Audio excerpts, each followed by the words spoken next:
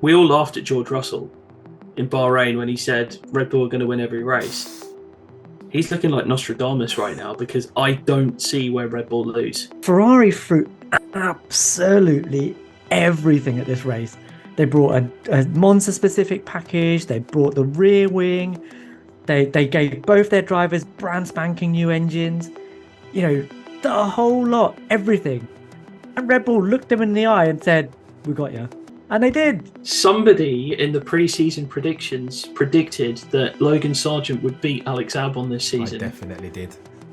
Yeah. 100% Did you really say that? 100%. Cameron, the receipt has been given to you. Dead wrong. Max Verstappen, meanwhile, every time he came up upon Valtteri Bottas, it was like Moses parting the bloody Red Sea.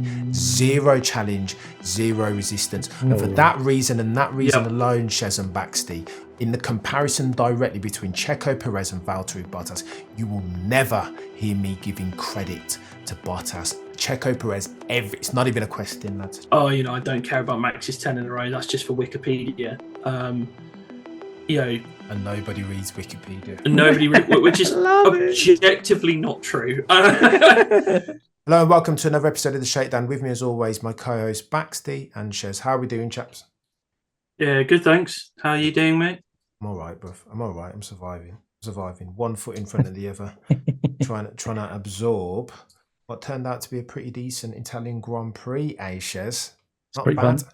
It was pretty fun. Not bad. Go on then. What do we need to broach first? Let's talk about Carlos Sainz, lads, because I didn't think you might have heard me on the list. I fully wrote off Carlos Sainz. I thought there was zero chance of Carlos Sainz beating Max Verstappen into turn one, lap one, because I think Max Verstappen has him under manners. What did you guys think, Shez? What did you think of Carlos Sainz's performance overall? Did he surprise you, or did you know that Carlos had that sort of performance in his locker?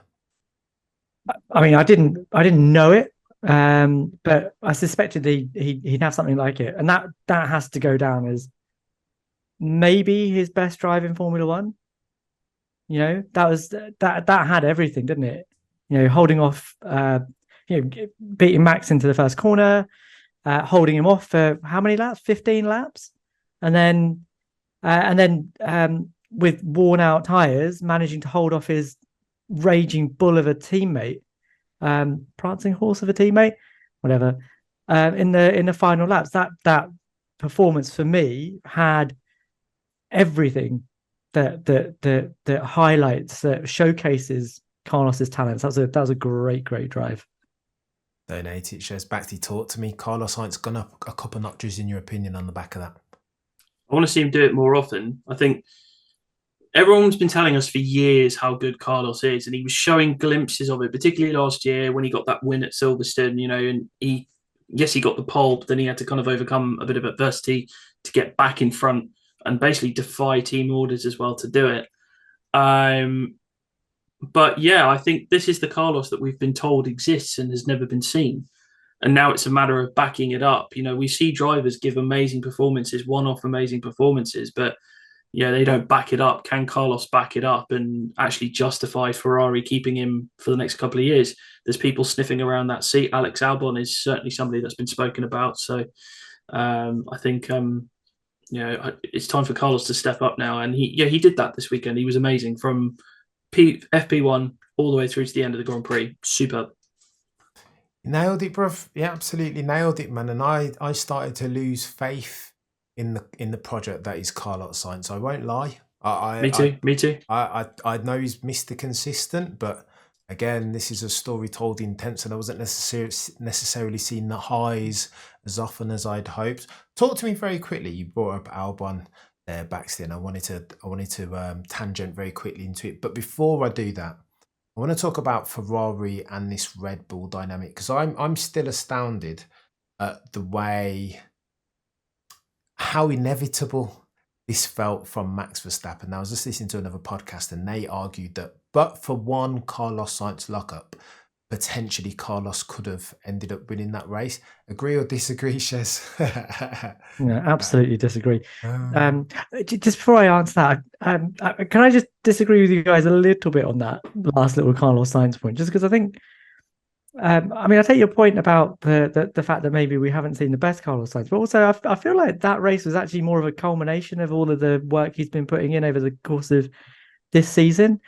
You know, I agree he doesn't have the peaks that Charles Leclerc does, but actually, more often than not, he's been getting the most out of that car this season. And he's done that probably more consistently than Charles Leclerc has. You know, you look at your Spains and you look at your Zandvoorts, and every time there's an upgrade or some kind of downturn in form, Science is there. Leclerc's nowhere. And that's why I feel like that performance yesterday was just underlining the progress he's made since last year. I thought it was really good. Just the sense of inevitability though, Cameron. Sorry, I didn't answer your question. Yeah, I mean the fact that for the first 15 laps, everyone and their mother was talking about Carlos Sainz's rear tires. Kind of that for me was you knew the game was up, and Carlos was in desperation move. And if that had been Carlos at the end of the race, trying to hold off Verstappen, I'd have agreed with the lockup narrative. But I think at that point in the race, Max was just so under control. There was maybe a little point at which I thought that his front left was opening up a little bit, but actually he got a little word in his ear from GP, dropped back a little bit, waited, bided his time, and Cameron, I think you called it at the time. He got him on the very lap that you thought he was going to. It was that predictable. Yeah, there is a sense of inevitability. Baxty, talk to me about this, bro, because I don't want to get too far up Max Verstappen's AWS here. But as I was watching it in real time, like I could. You could almost see the laps that he was kind of taking it easy on, and then he almost took the approach, almost like a lion with a gazelle, right? He didn't go for Carlos Sainz when he was at his strongest and the tyres had lots of rubber left in them. He waited and he bided his time, as Shez pointed out, and then as Carlos Sainz was weakening, he kind of just tightened the screw, didn't he? And again, they were set up perfectly, were Red Bull, with not the low downforce setup, with a medium-ish downforce setup, capitalising through Parabolica and maximising, just making a car that's super overtakey. And obviously, turn 1, turn 2 was where they were going to get it done. Baxty, like, are you as impressed as me with Max Verstappen and Red Bull and their performance in Italy? Yeah, I mean, I'm impressed with them overall. I mean, this kind of carries on from what I was saying in the last episode, that they're just operating at such a high level now. I don't think we've ever seen this level of peak efficiency from a team, I think, ever. The 10 wins, the 10 wins aside, I mean, look, they've won 15 races in a row, and every single race this season. And it's particularly with one driver, it's just incredible, efficiency. It's the strategy is best in class. Pit stops, pretty much best in class. I know Ferrari and McLaren are kind of equal to them in that regard. Engineering, best in class. I not even the Mercedes dominance. Certainly, you didn't see this level of performance from them. Not even in the Vettel years as well. You just didn't see it. Maybe in the 9 races that he won in a row, but that was it. This is just incredible levels. I know I'm talking Shez's language here. Like, mate, I think even more than that. I think you know what makes Red Bull so demoralizing right now, right? Is that every other car on the grid has certain strengths, things that make them good. Like, the Williams is quick in a straight line, the Ferrari same, sort of fairly quick in a straight line. The Mercedes is good at higher downforce tracks, same as the McLaren and the Aston. And yet every track where those teams think, right, we've got a bit of an advantage, the Red Bull manages to be better. So it's got that that the platform that they have created means that this is the most versatile car on the grid. It doesn't have any vices at all, and is better than the peaks of all of the other cars. You take it to Hungary on a high downforce track. Yeah, it misses out on pole by 3 thousandths and then waltzes off by 52 seconds in the race. It loses pole by what, 100th of a second at Monza, the complete opposite track, and still waltzes off into the distance to beat the teammate by 6-7 seconds. This is an unreal package we're seeing, and I'm not just talking about the car. I'm talking about the car and driver package, because that little marriage of Max and RB19 is going to go down in history as one of the most dominant and adaptable, just awe-inspiring packages we've ever seen, and it must be demoralizing for every other team to look at that. Formidable, bruv. Formidable. I mean, when you've got Max like doing running commentary on the extent to which Carlos Sainz Jr. is losing his rears in real time, like how much extra excess bandwidth can one F1 driver has? It's like he's back in the sim, lads. The way he's talking, right? It's bonkers.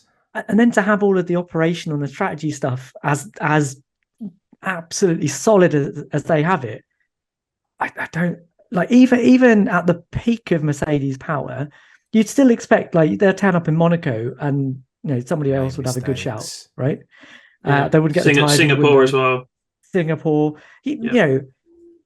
and they would lose races because of that. Red Bull on their worst days are still winning by 20 seconds. It's Mercedes would always have a mad moment, wouldn't they? I mean, you think of Germany 2019. Yeah. You think of George losing that win in Sakir in 2020 as well. Yeah, and then obviously you had Nico and Lewis just kind of egoing each other off the track. So yeah, bloody Nora, lads. Are we then? Is this then getting into like GOAT team / drive? Okay, here's what I mean to say with this. All the stuff that we've been told about, you must appreciate Max Verstappen. Okay, so I've never been a fan of proselytizing. Don't condescend nor patronize me as a lifelong F1 fan. I'm not there. I'm not here for that. But do the F1 propagandists have a point? Do they have a point? Oh, at this point, 10 deep now, lads. Unprecedented settings, record breaking all over the shop. They're kind of doing it at a canter. Baxty, do the guys that are telling us that we need to appreciate this level of excellence because we may never see it again, did they have a point, Baxty? I never disagreed with that setting. And I'll go back to what I said last week. It's the image problem that comes with the controversial title, the cost cap breach. Who knows? They may have broken the cost cap again. That's due fairly soon, I believe. So, and I think that's partly why I think the media are trying to justify it, because they're kind of like, we've got to appreciate this greatness because they don't see it coming back. As I said, when people are dominant, you don't appreciate it. I think it's going to take some time for the F1 world to really take stock and go, hang on, we've seen something really special here. This season, I mean, we all laughed at George Russell in Bahrain when he said Red Bull are going to win every race. He's looking like Nostradamus right now because I don't see where Red Bull lose. Me neither. Oh my gosh, what are we looking at, chaps? It's daft. I think it's. I was rewatching, like I was left a tad astounding, lads. Like it just felt very almost like cut Simon Barnes settings, right, Shez? Almost choreographed. Like it was like you would never believe watching it. You would never believe that this is the highest level of motorsport that we're seeing. So much do the other drivers and other teams almost play into the hands of Red Bull. It just looks like madness, Shez. But it is a matter of perspective, though, isn't it? I mean, you could look at it. You could look at it as the pessimistic. It's because everyone else is really rubbish and only Red Bull are able to do it. But actually, I see it the way you're seeing it, which is it is a great driver team doing great things. They are wiping the floor with everybody else, and it is something that's going to be remembered. All of these things tend to be if you look at the big seasons, 88, 92, 04, 02, 2020, 2020 not so much just yet, but all of those other seasons, they're the ones that everyone looks to and goes, that was a team working at the peak of their powers. But at the time, no one appreciates that. I'm not saying that you have to appreciate it. I'm not saying that, I'm not going to say that anyone has to say this is the greatest thing they've ever seen, but it is. And in sort of 10, 15 years time, when other people have tried to attain the same kind of records and haven't been able to achieve them, it'll be really obvious sort of what we've been looking at. And it is something that we're going to remember having lived through. Oh dear. Go on, Baxty. Yeah, I've got two things to add to that. So, Shez, when you talk about dominant seasons, you forgot 2011 and 2013. What? Oh, I forgot about them. With Red Bull. No, sorry. No, and the other point is, we've got to remember that these records are being set in a very different context to some of the others. Like, there is no competition for Red Bull at all. Very much like McLaren were in 88 and Williams were in 92. Like, obviously with McLaren you had Prost and Senna, so that made it vaguely interesting. And 92, I know Benetton were kind of nipping at the heels, but it was still inevitable that Williams would win. But there is literally nobody challenging Red Bull right now. I mean, Ferrari flirted with it, but Red Bull were happy to throw away pole, Max on the front row, and then win. Helmut Marko said, we set up for the race. Yeah, they're happy not to get pole. They care about getting the 25 points on the Sunday. And whilst it was a great moment with Carlos getting pole and the celebration, and akin to Hamilton in Hungary, it was like, yeah, great. This is great today, but tomorrow we're going to have the exact same result. There's going to be with that pleasure, there will be pain on Sunday. Yeah, exactly. Yeah, exactly. And I want Mercedes, I want Ferrari, I want Aston Martin, I want somebody to mount a challenge. Not possible this year. It's done, and it was done before the season even started because we saw the relative sticky situations that the other teams were in. We've just got to hope that somebody can do an Aston Martin and really jump forward and get themselves closer to Red Bull. Obviously, I want it to be Mercedes, but I just want somebody to challenge. Because you know what, Baxty? I disagree with what you said as far as pertaining to Monza. I think this was not the true test, but this is as close as anyone's come this year, right? To offering some form of challenge to Red Bull. More than Fernando at Monaco. Well, I didn't feel like Fernando was ever going to smash that. As soon as it became changeable conditions, and that spoke to Max Verstappen's, do you know what I mean? His being, I personally, subjectively, I never really felt like Fernando was going to challenge. You know what I mean? I just didn't feel like he had the minerals. Sorry, I interrupted you. For a couple of laps at least, I was surprised by the genuine challenge that Sainz and Leclerc to a different extent were offering Red Bull and Max Verstappen. I thought Max was going to nail him. I didn't think Carlos Sainz would last a lap. Genuinely, chaps, even with Monza being really difficult to overtake around. But then when you get forensic and understand exactly what Red Bull are doing, they're not even setting themselves up just for the race, right? They're tailoring their package to where it's easiest to overtake, or where the overtake is most likely on the bloody track.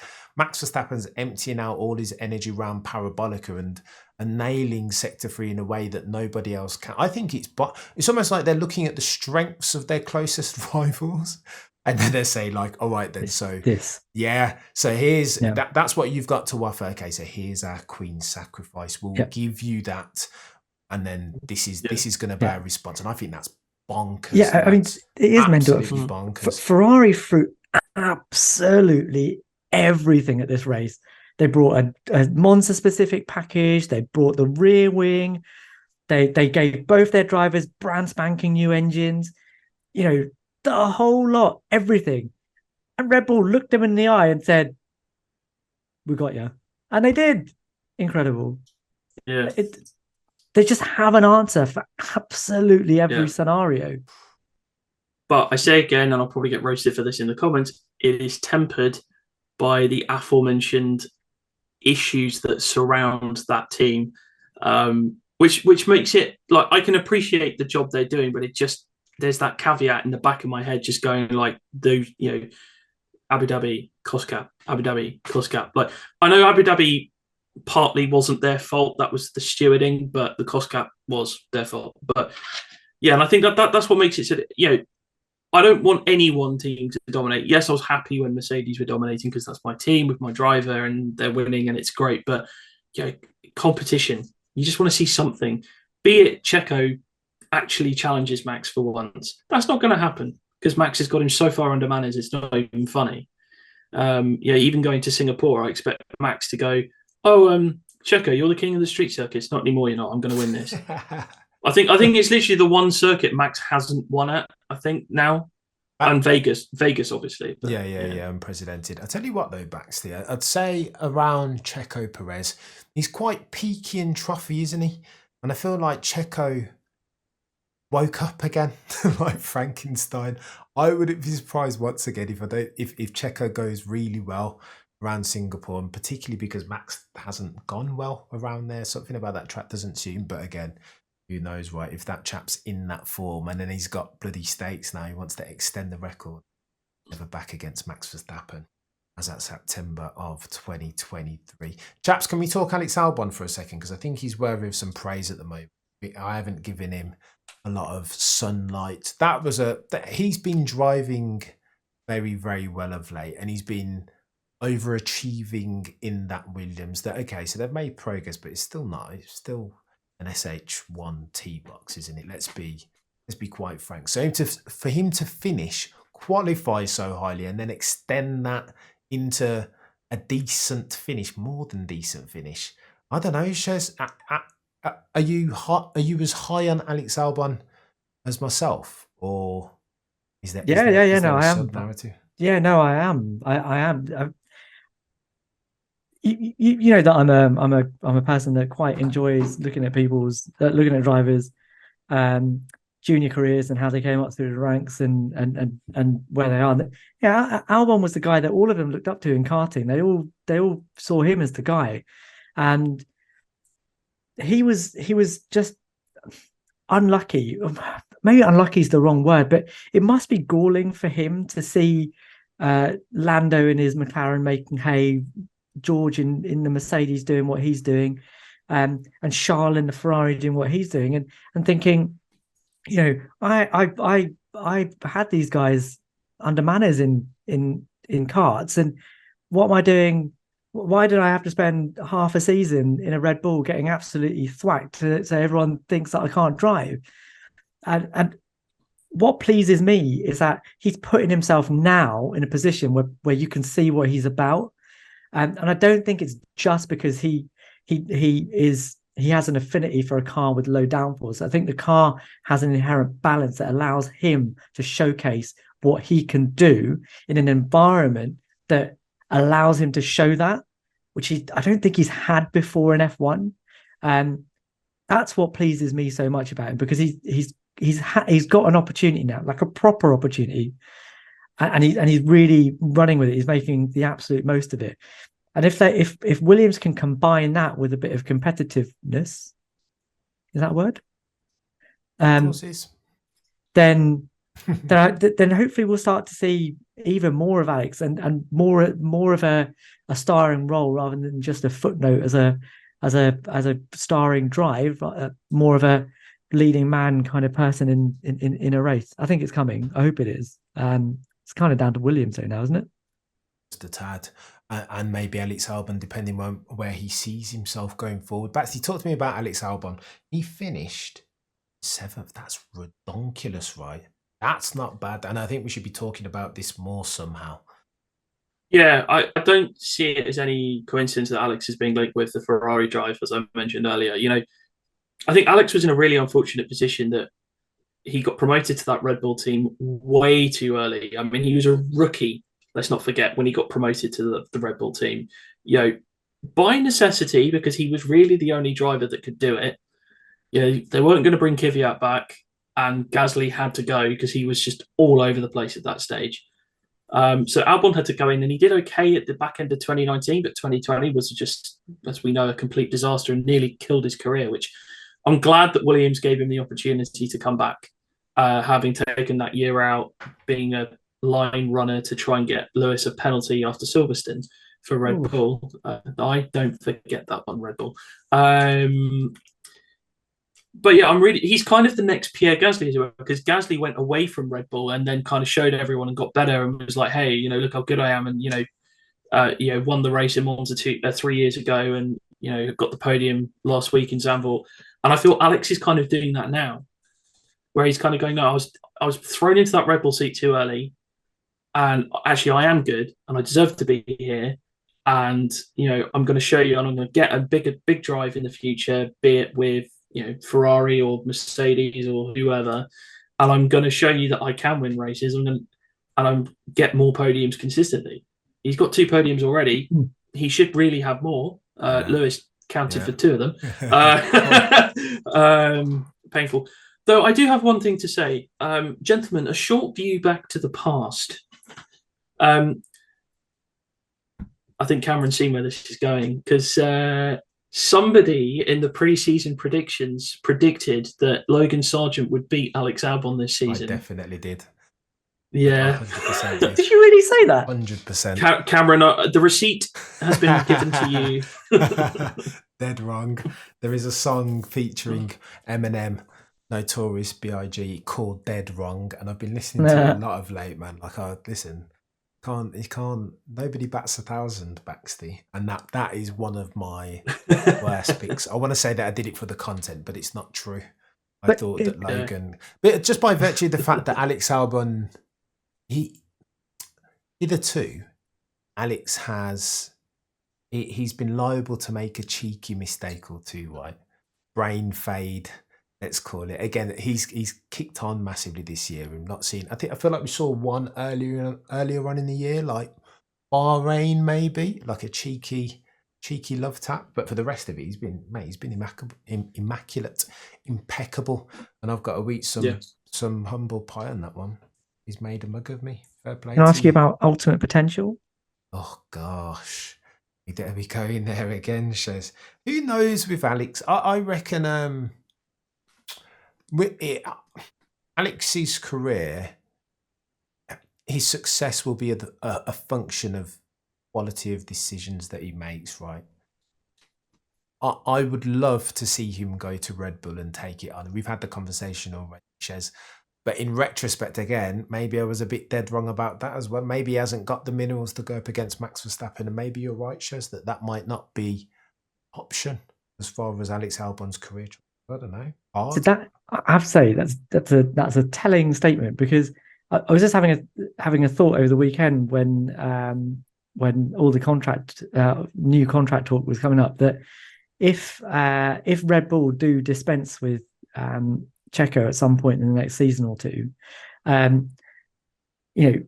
2 scenarios were put to me in my head. If Charles Leclerc was to go there, I kind of back him. Not necessarily as a definite he's going to beat Max Verstappen, but there'd be some tension there. There'd be a fight there. Whereas when it comes to Alex, I still think the same thing, that it would be probably career suicide for him to go there. And maybe that despite me thinking that I think Alex has pushed on a lot and is starting to show what he can do, maybe his ultimate potential isn't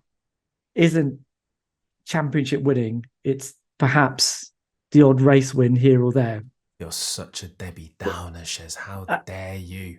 Timing is but that's everything. I agree. But he could do a Jensen Button. Absolutely, he could do a Jensen 09. Disrespect. He could So disrespect. Could turn up and be a Daniel Ricciardo. I mean, I don't know. But is he going to be? Is he going to be a Charles Leclerc? Is he going to be a Max Verstappen? Is he going to be a Lewis Hamilton? I don't know. What do you think? Open question. No, probably not, Shez. Let's not get ahead of ourselves just yet. But I don't know, man. I don't want to have this blaspheming session on all things Alex Albon after he's been so brilliant like in half one, right? Like he's nailed it. So I don't think I don't want to rain on his parade, not now at least. I think I'm paying him a compliment by at least suggesting that it's entered my mind. I don't know, Shez. I feel like it's a backhanded compliment what you're doing there. I shan't engage in it on this one. Baxley, go for it. Yeah, I mean, I think this was a make or break season for a number of drivers, and Alex was definitely one of them. And he has just flown. He has done so well. Yeah, I think he's in a really supportive environment at Williams. He's got a team fully behind him, which is probably why I don't think he should go back to Red Bull. It's why a lot of, I think, of the top guys are just going to look at Red Bull and go, why should we bother? And I don't think Red Bull wants somebody to go in and challenge Max. They want a number two. And Alex has got a taste of being a number one. Why would he sacrifice that to go back to Red Bull, maybe get the odd race win here or there, but play second fiddle to Max? He's got that number one driver status now, and he needs to carry that forward. As I said, the only three places I can see Alex going are Mercedes, Ferrari, potentially Audi, and I will chuck Aston Martin in there as well because, I mean, we may not do it in this pod, but we need to chat about Lance Stroll because that guy is done for me. Oh my goodness! Bin him. Lawrence, you need to sack your son. I know that sounds horrible, but do it. He will cost them championships. If Aston Martin want to win championships, they will not do it with Lance in the car. Will not happen. I hear you back. I do hear you back. So let me just push back on something that you said for a second. The why I think you said something to the effect of I don't understand. I don't see a why. I don't understand a reason why Alex would find himself in Red Bull. We've had the conversation before, right? The one thing that very few F1 drivers get to see in their career or get to experience is a championship winning car, right? It's a very fun, the risk to reward calc. It's a fine line that, like, I don't know. All I'm saying is I'd be tempted if the Red Bull place comes up. I hear both of what both of you said, and it's fueled with rational thought, absolutely. But I think if I'm Alex Albon and I harbour aspirations to be an F1 World Championship one day, Red Bull seat comes up, Checo Perez sails off to Mexico, I'm probably going to take it. I'll be honest with you. So what I would say is I do think that at some point he needs to be tested harder than he's being tested right now, be it with a stronger driver in the second car or a jump in competitiveness of the Williams, meaning that he's more predictably in the mix for better positions. But that time isn't happening right now, and I think that's why he's looking as good as he is, because he's made a massive jump up from where he was, before he went on his break. But he's in a position where he is being cuddled and bigged up. The way that Vowles and co speak about him, they're building their entire team around him. Absolutely, that's what he wants. But at some point, that building of a team around him needs to culminate in something, and that culmination needs to be, him being tested in some way. And I hope it's because Williams get better and they can start fighting the other teams for better positions. But it might just be because he gets a better teammate. More than likely, bruv. Of the two options, right? Probably the latter. Yeah. More than the former. Shez, let me talk to you about this very quickly then. Just popped back into my head. The bloody jeopardy at the end of the race before we get onto brighter horizons and do our usual seg on the chaps at Braxley and Brixworth. Gonna have to, aren't we? There's so much gone on. Talk to me about how you can. In fact, I know how you did it, Shez, because we were watching it together. Baxty, how did you ingest the last few laps and the chaos between the two Ferrari drivers? The race, the win it or bin it attitude of Charles Leclerc, and what that ultimately nearly cost Scuderia Ferrari. Okay, so peek behind the curtain. I didn't watch the race live yesterday because I was actually in a rehearsal all day, so I kind of caught up on it. It was utter chaos, and I loved it. I was following on Twitter and I could just see everybody going like, ah! And I was like, what on earth is going on? But when you're in the middle of a rehearsal, you can't exactly just sit there watching. Well, I have done that in the past, but not anymore. But I've watched it back, and it was insane. It was very almost Mercedes Bahrain 2014 like, in the way that they were really pushing it and pushing the lines. Credit to Fred Vasseur for letting them race. We know Ferrari in the past would have just said, no, hold it. But this was a fantastic race. No risk. Yeah, no risk. Yeah. I could imagine some former Ferrari team principals having some heart attacks watching that, seeing the two of them go at it. But it was on the line of acceptable racing. I thought it was superb. You will not get a battle better than that this year, guaranteed. I really enjoyed it, brother. And it was much needed, man. That, again, peaks and troughs of a race, right? And towards the end, I think that was the payoff that F1 fans around the world needed for their hard-earned time that they'd put into that. It was sick. You know what, Baxty? I'll see your comparison and I'll raise you. Say it. Barcelona, right?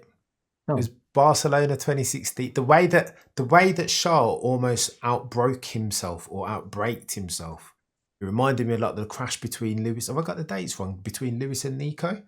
Spain 2016, yeah. Barcelona 2016. Just the way that he outbraked. Oh, sorry, also bloody Red Bull, right? Red Bull. Oh no, I wasn't even going to say that. I thought. I mean, it's Red Bull at Baku. Danny Rick, and I could have done that. That would have been, although they were travelling less speed. Fair play, Charles. And it was interesting post race. Shez his comments. Nico challenged him, didn't he? He was like, "Oof, you like to good luck debriefing that one, Charles." And Charles was like, "Listen, that's the way I like to race. That's the way I like to race. There'll be words had, but me and Carlos are still friends because he likes to race like that, and I like to race like that." And I loved that response from Charles Leclerc. Mate, that was, you know what that was for me? That was 79 Dijon. That was René Arnoux. That was Gilles Villeneuve. High praise. But only because that's the kind of driver that I see Charles Leclerc as. You do have him as a bit of a Gilles. Yeah. He's channeling that inner Villeneuve. I'm not going to hide it. Like Villeneuve historically has been my favorite driver of all time. Like, I absolutely love that guy. But and to see Charles in a Ferrari, just absolutely putting it on the line every single time he sticks it on the racetrack, and then at the end of a race where it's just for the honor. I love it, and the fact that they both kept it clean. Isn't that what Dijon was about? Loved it. Don't hate it. Go on then, lads. On to warmer climes, Mercedes. There's so much going on, right? In fact, before we get onto Mercedes, can we do some F1 judge and jury? Let's talk about Lewis Hamilton and Oscar Piastri. Who's at fault here, Baxty, for that cheeky love kiss? Oh, Lewis, that was 100% slam dunk. Don't argue it. Slight bit of cheeky. I've done a thread about the whole thing because I saw some people comparing it to the Charles incident in 2019, and the two just aren't comparable. So, this was a slam dunk penalty for Lewis, and even he admitted it because that's the kind of guy Lewis is. Be more like Lewis, F1 drivers. Yeah, don't disagree with that one, but it's a slam dunk. Sadly, Lewis has done trying to widen the angle to the car. I just don't think he knew Oscar was as close to him, or even there still. That's why he tried to get the proper geometric racing line and had a cheeky love kiss. Go on then, Oscar Piastri and Lando Norris. Who's at fault there, Shez? Oh, that one looked a lot more Oscar's bad, really. He sort of understeered into the side of Lando's side pod, didn't he? I think I said when we were watching it, I just wanted to see what Lando's side pod looked like afterwards. It's probably a little bit unnecessary, but maybe a little bit unintentional as well. He was just was it Piastri that was just coming out the pits? He was, because Lando had got the undercut on him. So two things there, cold tires and a little bit of red mist, because why the heck has my teammate been given the undercut? but yeah, that was an Oscar, and it kind of took the shine off his drive. There were a couple of incidents that he was involved in the end, weren't there? And that was one of them. Yeah. He's learning. He's the chap. He's very good. He's Oscar, but got a way to go still, man. Potential. All right, then let's talk about Mercedes, lads. Not got a lot of time, 20 minutes or less, and there's lots to bloody discuss. First, I want to come to Lewis's pre-race comments about teammates. How much more techie do you want to get? So Lewis said something to the effect of, when questioned about Max's achievements and potential record-breaking 10th, his first stanza was something to the effect of, what Max is doing, I'm not any more impressed by it than I was Schumacher back in the day, or Alonso back in the day, or Vettel back in the day. So that was his first stanza. His second stanza, he continued, my teammates, I want to get this right. I can't afford to screw it. This is very, very important. The paraphrasing can't be too far off. He says something to the effect of, I think Bottas and all of my teammates are stronger than anything that Max has, or stronger than any of Max's teammates. So here's how I took that, lads. I think he's saying that his weakest teammate, let's check that out, that's Heikki Kovalainen or Bottas, in my humble opinion, is stronger than Max Verstappen's strongest teammate, which, call that Checo, Danny Rick. Let's go Checo for argument's sake. Really? All right. Okay. No. Go on. Maybe that's a different conversation for a different day. But Danny Rick, Red Bull Danny Rick. Danny Rick stronger. You think 100%. Danny Rick's stronger than Checo? Yeah. Oh yeah, for sure. Yeah. Red Bull Danny Rick was one of the best drivers in the sport. He was sick. Yeah. Sorry. This is the guy that took down Sebastian Vettel in the end, wasn't he? Fair. No question. Fair. I think my mind. You are right, chaps. I think my mind just went straight to Checo, because we got the like for like comparison in 2021, right? And I do rate Checo. Danny Rick was incredible when he first joined Red Bull. I would agree with you. Like, he nailed Sebastian Vettel, 4-time champion. All that. I don't know, lads. Come on, let's make it easy for ourselves for argument's sake, because we've got the comparison. You can't compare Danny Rick of then to Valtteri Bottas of now, right? Or over years. Let's do Bottas versus Checo. I think it's an easier conversation to have. Is Lewis barking at the wrong tree here, Baxty, or is he onto something? No, he was absolutely right. And yeah, we're not even talking just Bottas Checo here. I mean, Lewis has had, when he came into the sport, he joined a McLaren team. That's pressure enough when they're expecting to be fighting for the championship. Not only that, he's going up against the defending world champion, Fernando Alonso. That's the hardest teammate assignment for anyone in 2007, let alone, a rookie who, was very highly rated. And not only that, Lewis went round the outside of turn one on him, outside of turn one in his first race. And then he beat him. Okay, they tied for points, but Lewis beat him on countback. But Lewis beat him in the season. That alone is just the truth. He had Rosberg for 3 years. He had, Kovalainen was a bit of a wash. Jensen as world champion coming into his team. Let's not forget that Jensen was, Jensen in 2011, I think, was the best version of Jensen we ever saw. Then he had Bottas, who at the time when he came into the team was the next cab off the rank. You've done what Lewis did and forgot Rosberg. Love it. I said Nico earlier on. He had Nico for 4 years, but Nico 3 years intense championship battle where Nico beat him to a championship. I don't actually think this was a dig by Lewis towards Max. This was just Lewis going, you know what? I've had better teammates. Yeah, winning 9 in a row is all good, but I could never win 9 in a row because I had Fernando, I had Nico, I had Jensen. 2020 was the only year where he realistically could have done it. And then both the races he lost weren't really his fault. Be it Italy and Russia, because Mercedes dropped the ball. Go on then, Baxty. There's a couple of different ways I want to take that. Firstly, if Lewis had said, I had better teammates, which is a really semantics, really what I think he meant, I wouldn't have had a problem, right? But it's this all of my teammates thing are stronger than all of... I'm not buying that. I'm not having The that, especially if we get to only one Bottas and Checo. the only one of Max's teammates who I would say would go in above I'd say at least two of Lewis's teammates would be Danny Rick. Wow.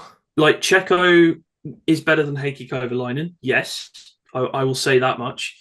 But like we've got to remember, like Max obviously hasn't been in the sport as long. His first teammate was a rookie Carlos Sainz. And the comparison there is very difficult to do. Both coming in with very big reputations, but they were rookies. And then he had Ricciardo, who beat him 2 seasons out of 1, but Max by the end had assumed control as the number 1 driver. He then had a Gasly that was brought in too early, and Albon who was brought in way too early. And that's why they had to get Checo, because they needed that experienced hand alongside him to help him in the championship, because nobody of the junior program could do that. So Baxty, what I think you're talking there, so this is the tree that I wished Lewis Hamilton had barked up, right? If you're talking like if you're going to compile a team of your teammates, then Lewis's first 11 smashes Max's first 11. But if you're talking, it's not even that's a complete non-argument, right? We don't even need to spend 2 seconds on that. But if with 2021 still fresh in the mind, Valtteri Bottas, I would say, here's what I would say about Valtteri. I think objectively he's probably quicker than Checo. I think he's probably a better qualifier than Checo. But what he's not good at doing is showing up at the critical times. If we're talking, somebody came back to me on this on Twitter. They were not talking about driver. We're not talking about wingmen. We're talking about objectively better driver. All I remember, is whenever Lewis Hamilton needed Valtteri Bottas to show and prove in 2021, where was Valtteri? Nowhere to be seen, chaps. And that I will never in my life forgive Valtteri Bottas for that. Every time he needed to do something, he did nothing. Mexico, Abu Dhabi, even the time when he nearly in fact, he did take the fastest lap, didn't he? Even though he's told to back down, he took the fastest lap, and then Lewis had to enter into more jeopardy unwittingly and do another pit stop and then take it back. He was more antagonist than ally. Baxty, I don't know, bro. I'm not having that. I agree with that to an extent. When Lewis needed him in the fight, but I will counter that and say that Mercedes would not have won the Constructors' Championship in 2021 without Valtteri Bottas and his consistency. The disrespect being shown to Valtteri Bottas over these last few days has been ridiculous. He had a 100% Q3 rate during his entire stint at Mercedes. Not even Lewis had that. That is levels. Ridiculous. Baxty, gold star for Valtteri, really? Is that the metric by which we're going to measure? And he was also Lewis kicked his ass in every season they raced together, but in 2019 and 2020, Lewis said he wasn't nearly as quick as he could have been if it not been for Valtteri. He said, I had to be that quick because I had Valtteri behind me. I knew I could beat him, but if I let my guard down, he'd be there. We are talking about different levels of driver here, but Valtteri was challenge enough to Lewis that he had to bring out his A game almost every single race. Checo doesn't do that for Max. No way.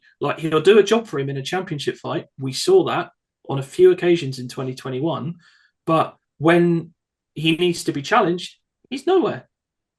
Checo only won 2 races this year because Max was off the ball or had a mechanical in qualifying. Techie, Shez, come in on this, bruv. Chime in very quickly, man, because this is techie. No.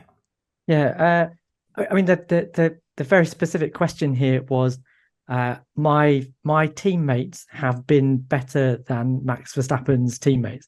We're now focusing very much on, is Valtteri Bottas or Checo Perez better? And in terms of who is a better driver, I'd say that's Valtteri. That's kind of been proven across.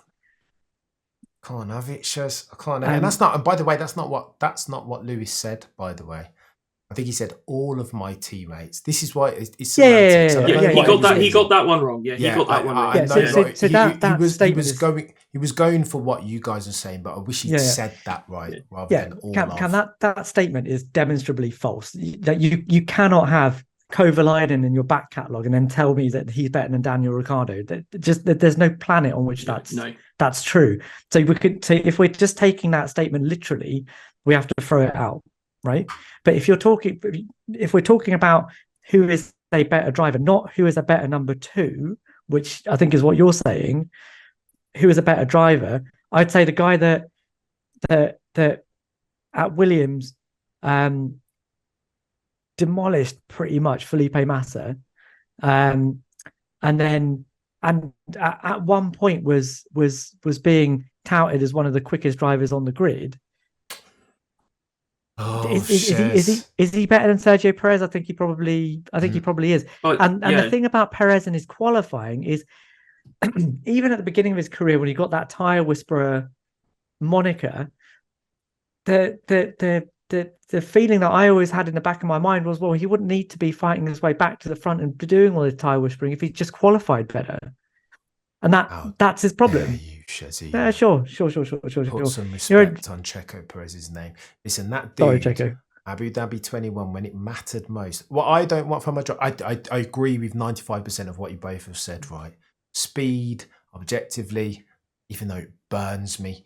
But here's the clincher, the deal breaker for me. Genuinely though, Shez, listen, when it matters most, if you're not there, I can't give you credit.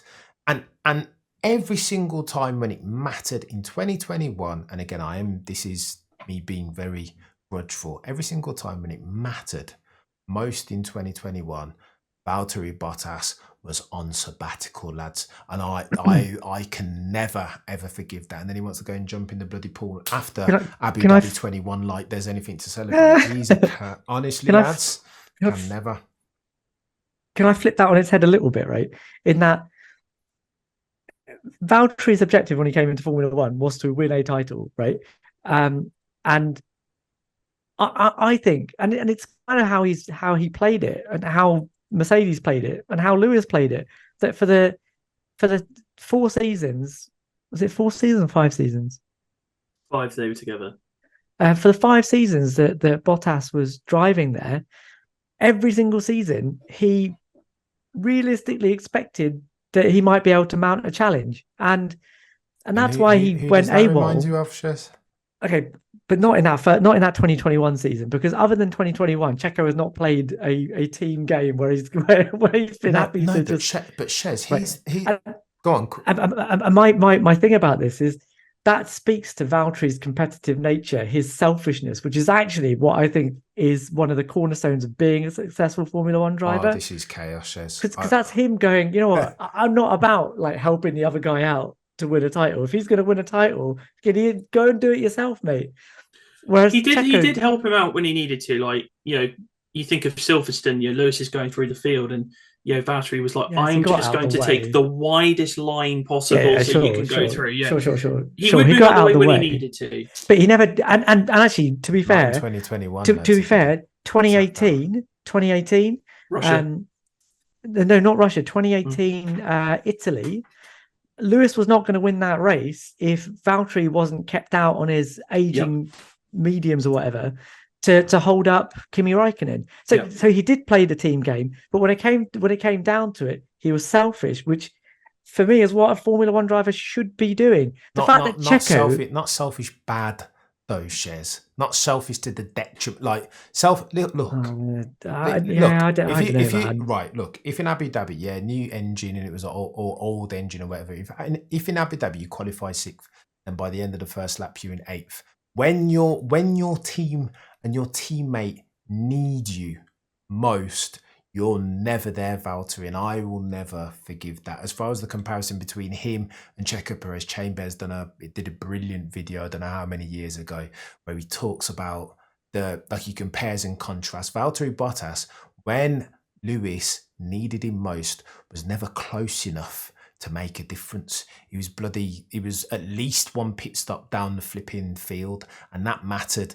When it mattered most at Red Bull, when it mattered most for Max Verstappen, Checo Perez was, like Baxty said earlier very eloquently, Checo Perez was never in situ to mount a challenge for first place to Max Verstappen, or very rarely at the very least. But what he did do, he made sure he wasn't far back enough to not be in play. Lewis Hamilton always needed to concern himself for where Checo Perez was. Max Verstappen, meanwhile, every time he came up upon Valtteri Bottas, it was like Moses parting the bloody Red Sea. Zero challenge, zero resistance. And for that reason and that reason alone, Shez and Baxty, in the comparison directly between Checo Perez and Valtteri Bottas, you will never hear me giving credit to Bottas. Checo Perez, it's not even a question, lads. Checo Perez every single day of the week, because I need my guy to be there when it matters most. This is so unfair. Hungary 2019, Italy 2018. Anybody can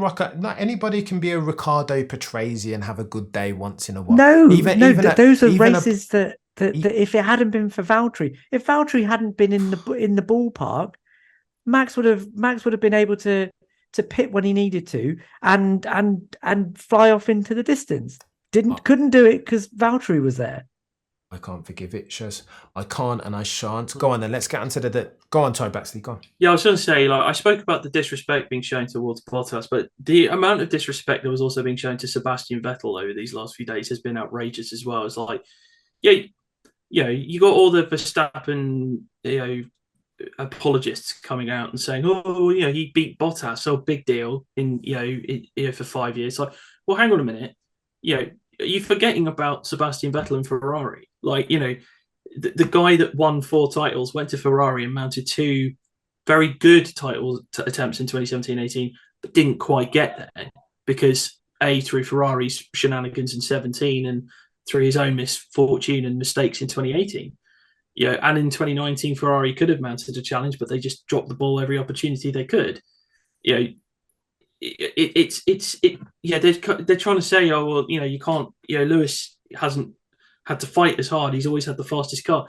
He's had so much better competition than what Max has had. So much better competition. Be it Rosberg, be it Alonso, be it the Ferraris, be it Kimi Räikkönen and Felipe Massa early on in his career. He's had to fight hard. And he's had massive competition. And he's not always had the quickest car. Between 2009 and 2013, nowhere near the fastest car. So I just want to call that out because I agree with that. The disrespect to Seb and the disrespect to the level of competition that Lewis has had to face has just been dumb. Dumb. Come at me, Max fans. I don't care. Let's go. What I love about this though is the fact that Lewis and Toto now after the Italian Grand Prix are seizing the narrative. I fucking love this. I love it. This is what teams that are trying to beat the big team, the big dominant team. This is what they should be doing. And this is classic stuff. Do you remember 2012 Fernando when he was fighting Sebastian Vettel? He said, I'm fighting Adrian Newey. Just I'm fighting Adrian Newey. Yeah. talk about people not respecting Sebastian Vettel. That's great. That's specimen A. Thank you very much. What I will say about Toto's comments after the race, for clarity, he said that I don't care about Max's 10 in a row. That's just for Wikipedia. And nobody reads Wikipedia. Which is objectively not true. But I think it's Toto and Mercedes kind of showing the same level of disrespect that Red Bull always showed them. It's just and I'm thinking, you know what? Yeah, fair play. You're going to have a dig at them, and Red Bull can't handle it. They don't like it. It's like, Lewis is just dead jealous of our success. It's like, no, he's given you a read, and that's a pathetic response. It's just you've doled it out. You now have to be able to take it. And if you can't, that says more about you. Baxty, again, one of these ones where I can't disagree with you necessarily. I think you've been a bit harsh on Red Bull. When Christian reacted to Lewis's comments pre-race, I was almost a bit intimidated by Horner because I'm not used to seeing Horner not bite back, and he was very much like, well, it's just because he knew it was true. He couldn't actually. I think Lewis's dig was more at Red Bull, basically saying you've not had, I raced against your best ever dual partnership in Vettel and Webber. Max may be better than Vettel, but you don't have somebody like a Mark Webber alongside. Yeah, to really challenge him. I almost think. Here's what I saw in Christian's response. There's a famous lyric by one of my favorite rappers called Nas, and it says, "Your arm's too short to box with God." And I almost feel like he didn't. Do you know what I mean? It was like, well, we're Red Bull. Have you seen how many points we like? He was almost like he was unaffected. It was almost like he was wearing a force field. Like it was like, who are you to even like? I don't. Not when 2021, Christian Horner, he would have never had that. He would have been like AKs, like he would have gone straight like a bulldog, right? He would have gone straight for Toto and Lewis's necks, like hard, like each and every single time. But now he's just like he's like bloody Christian Bale in Psycho. Like he just was like, meh, whatever. Who are these like trying to? Why? He was almost unaffected, symptomatic of the delta between the two teams, right? And I think. Toto, it's weird. They've almost done a flip reverse, right? Toto, the usual stoic team principal, now he's like talking about all this Wikipedia stuff. I love would it. like, You want to? Me too. This is their prerogative. This is what they should be doing. Chaps, I've been so. calling. I'm 180 in here, lads, because I've been calling for this type of stuff from Mercedes for years. But when I'm hearing it now, I'm just like, you don't like it. No, I dislike it, but I'm like, well. Fix your car, like I just think Mercedes have bigger, brighter fires to be fighting right now than to be waging war against. Maybe they know that they got a better car for 24 and they're starting the psychological games early. I don't know. Baxty, but we've heard that all before, right? Sunshine Anderson. Like what I don't want to do. Yeah. This is the crux of the problem, Baxty. I want to see Mercedes. I don't even want to hear anything from Mercedes at the moment. All I want to see is them keep their light under a bushel and rock up next year during testing with a car, not even a rocket ship, with a car that's capable of providing a challenge to whoever's got the fastest right. That's all that I care about. So when I hear Toto talking all this nonsense, I'm like, whatever, Toto, miss me with it, bruv. Just make sure you rock up next year. I don't care for the hyperbole. I just want to see you rock up next year with wheels commensurate with the talent of George and Lewis, of course, 7-time champion no less, that can mount a challenge worthy of the rematch that everybody's been waiting for bloody 18 months now. 2021, man, still fresh in the memory. I don't care for the banter. Toto, not interested in it, bruv. Go on, Shez, you're here for it as well. Yeah, I like it because exactly what you said, that you absolutely loved it when Christian Horner was bringing all this, and he's a guy that stands up for his drivers. It's what Toto's doing right now, and I don't think those two things are mutually exclusive. I don't think they are suddenly stopping developing their car and trying to do the best they can to come back next season by making these comments. You can have both. But here it is though, Shez, like the stand up for your driver play is to say, well, Lewis's teammates, one liner, here's what you say, Toto. Lewis has driven against champions. Done. Full stop it, right? That's the back your driver play. He did say that, didn't he? He did defend him in that regard. Yeah, he said something along the we let our drivers fight each other. Yeah, and we had two drivers fighting over a championship. Oh, yeah, that's fine if you're going to talk about fair. But I don't know. Maybe I'm over criticising and being a bit harsh on Toto here. Oh yeah, poor Toto a little bit, but bloody Nora, mate, build yourself a car and come correct next season. Surely, Toto. And I don't really want to hear Toto talking about Wikipedia and try and diminish Max Verstappen's achievements. Miss me with that, lads. I just like Red Bull getting a taste of their own medicine for once. Even if it's just this one weekend where Mercedes have a little nibble and then leave it for the rest of the year. I don't know. Me too. Me too. They'll have a little nibble at Red Bull and Wiki Stappen, and off you go. You gotta. Can you be so? Is it the time to have a nibble when did they finish? Where did Lewis finish? 5th and 7th or whatever. Yeah. 6th, right? 6th. Is that the time to have a nibble, Shez?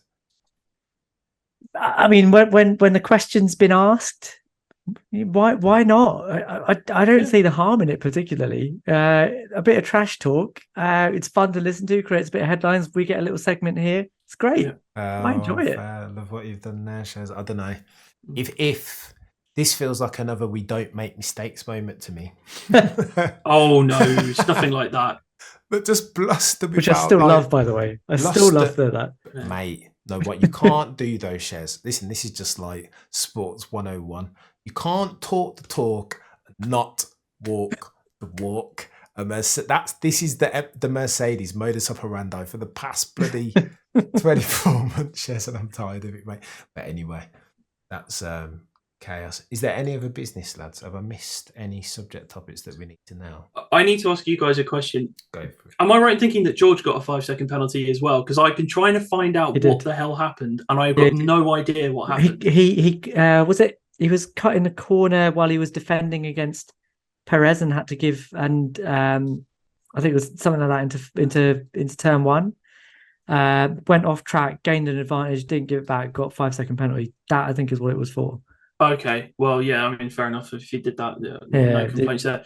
So I do want to give Checo a bit of a read, actually, because George pushed me off. No, he didn't. No, he didn't. No, he didn't. And Max Verstappen, that was naughty. Mate, he took that straight out of your playbook. Yeah, so it takes one to know one. Again, I think Perez was the arch whiner. Sunday. Perez was moaning a lot, but just those two little reads needed. Yeah, I don't hate either one of those backs. Onto something. Right, chaps, I think we have wrapped for another episode. That has been another episode of the Shakedown. He has been my co-host Shez at ShezMed on Twitter.